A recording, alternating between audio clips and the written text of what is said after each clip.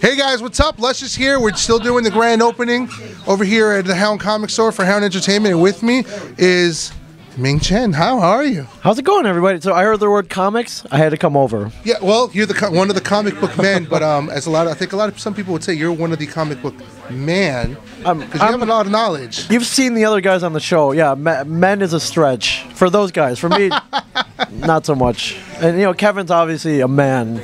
Yeah, but he's double the man sometimes, just like me. I'm a big boy. He's giving up sugar. He looks really good right now. Yeah. So he has given up sugar. I heard. The secret: give up sugar, or just work out like I do, and we're good.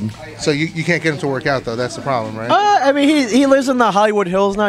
Those hills are steep, so he's been walking his dog. As long as he doesn't trip. It's a good workout. So yes. So the vast knowledge in your head. I mean, what's the best way for us to get it out of your head? Just ask, or watch Comic Book Men. You'll get it out there. But I do have to give credit to Walt and Mike, who are also on the show. Those guys are encyclopedias. Yeah, they know their knowledge where it's needed. Yeah, but you do have a good amount of it, though. I try. I try. I mean, I really try to live up to them, though. They're my heroes when it comes to comic book knowledge, for sure. So, what do you think so far? The comics that you have seen. I know there's a lot of the ones here you haven't even seen yet. Any thoughts? Yeah, they look amazing. I mean, if you look, just even looking in them, most of them are full color. It's up to 30 pages. It's just crazy how amazing these are. I didn't even know you had all of these. I've seen one or two, or maybe three, but like there's a whole trial by fire at you right now. Yeah, I mean there's a whole archive back here. Should we just film and just have him read them, and we'll just watch him as he reads? Yeah, or we can watch paint dry. But yeah, like watching me reading is a little boring. But you don't get into it. Like, ooh. I do it, but in the privacy of my own home. Otherwise, people will look at me funny because I'll do it at the store. Like people ask me, how many comics do you have? Do you have like 10,000, 20,000? I'm like, no. When I got married, I got rid of most of them. Now I don't have to buy them anymore. I work in a store, so every Wednesday, open the box, read them, put them back. How many do you say would you read? What's like the most amount you've read in a day, you think? In a day? Wow, that's a good question. I'm scared to ask what happened if I would have said a week. Yeah, well, here's the thing. I get made fun of because I read slow. Hey, it's not about how fast. It's not about the quantity. It's the quality. Yes. As long as you're understanding the words, right? Right. Exactly. And I like especially comic books. I like to visualize the art. I like to I play it back in my head. I appreciate the artwork as well as the story. So I like sometimes I see Walt and Mike reading like they're speed reading it. I'm like, come on, like you're missing all the shading and the nuances. So I read very slow. It kind of with them it comes back to did you see that there were pictures in there when you're reading it that fast? Right, or maybe they can't read, so they're only looking at the pictures. So I don't know. Hey, however you're enjoying comics, enjoy them however you want to. Well, that's a good thing. That's what the Stan Lee Foundation does. So they're promoting literacy through the comics. Yeah, that's actually how Mike Zapsik learned how to read. He learned to read by when he was 3 years old by reading comic books. And I think a lot of kids now have that same experience, which is pretty cool. How is his collection doing so far? Because I know he had to rebuild it. Yeah, he's rebuilding it. It sucked. Mike Zapsik, if you didn't know, lost his whole comic book collection. Got wiped out in Hurricane Sandy.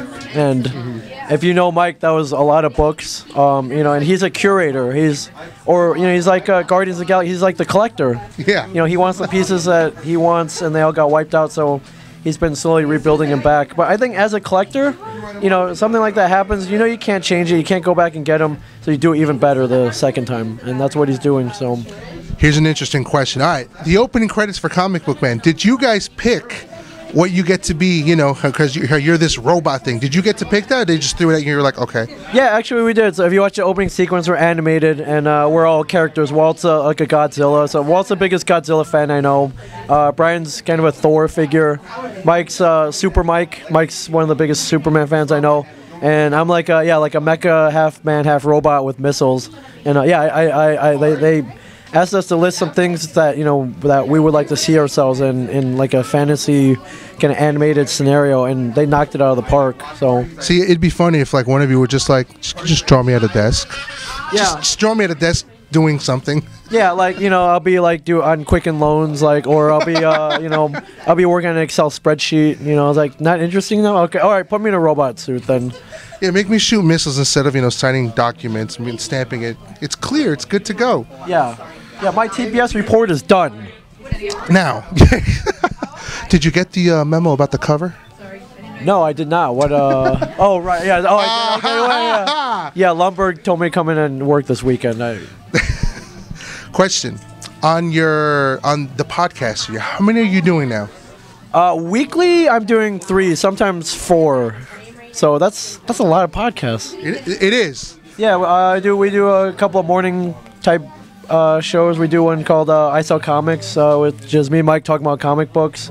And when the show is airing, we do a companion podcast called The Secret Stash, which I have to catch up on, but that's... Yeah, because I see you at the conventions, and like when everyone else is leaving, you're still sticking around doing interviews and stuff. Yeah, I have a big love for the press, so, get yourself out there. How do you feel being interviewed yourself? I love it.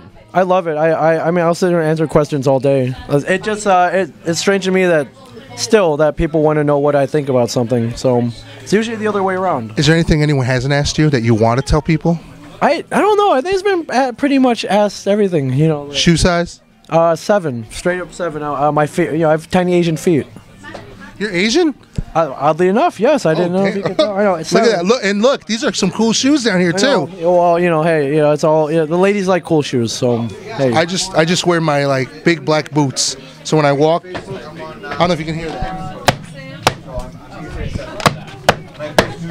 Yeah, when you hear that, get out of the way. Especially if we're at a buffet. Yes, yeah. Move. Oh yeah, move. Get out. Now doing the podcast, and there's a lot of people that are just getting into podcasts, especially how Kevin Smith himself has been really promotes it. You're really into it now. What are your thoughts on it, and any suggestion you'd give anyone that wants to start a podcast? I love it. It's the ultimate form of. I mean, it's just fun. It's just fun. I do it because it's fun. And I used to listen to radio, Howard Stern, talk shows, classic rock stations when I was growing up. I always wanted my own radio station, and then so you have to go buy gear, or you have to go train at a broadcasting school. And even when you do that, maybe you get a job as a DJ at a radio station. Like, okay, you got to do this. You can't say this. You got to plug this every hour. It's like, that's not fun. The podcast, you do whatever you want. You do it whenever you want. You say whatever you want. It's awesome. So I think everybody should be doing it. So you can go out, get a couple microphones, and literally have a podcast up in an hour. And my suggestion: grab a friend that you know and love, and can talk with. Mm-hmm. Pick a topic or just talk about anything, and do it. Just do it. Just get it out there. Any topic that you guys don't discuss that you would discuss if you added a whole new podcast? I mean, I'm always rolling around ideas for a podcast. I want to do one about vinyl records. I know someone that probably would do that with you, actually. Yeah. I would love to do a call-in show. That would be awesome. Oh yeah. See, I was thinking, I'm toying around with doing an advice column. Send me your love questions. Of course, I know nothing about love. Right. The only thing I love is food, but food podcast. Yeah, that's another one. Food podcast, a travel podcast. I would do an advice one. I would advertise. I would put up front. This is gonna be bad advice, but advice nonetheless. Yeah, it's advice. Not saying if it's good or bad. It's just advice. Yeah, I mean the premise would be like if you're asking for advice from us, like you're really in trouble. It's like Stuart Smalley from Saturday Night Live. Yes. You're not. I'm not a therapist. Yes. But you're good enough. You're smart enough. Gosh darn it, people love you, or people love me. Ming Chen, any last words? Come to Hound Comics. Come to Hound Entertainment. It's the best place on Long Island. Best place in the world, next to the Stash. Stash is we're the Stash. I give for the Stash, but you, Brim, I mean everyone here is amazing. So come here, grab some sauces, grab some comics, grab some love, man, because that's why they're here. She knows she needs to have a color. So bring it. I understand. I've been there. I know.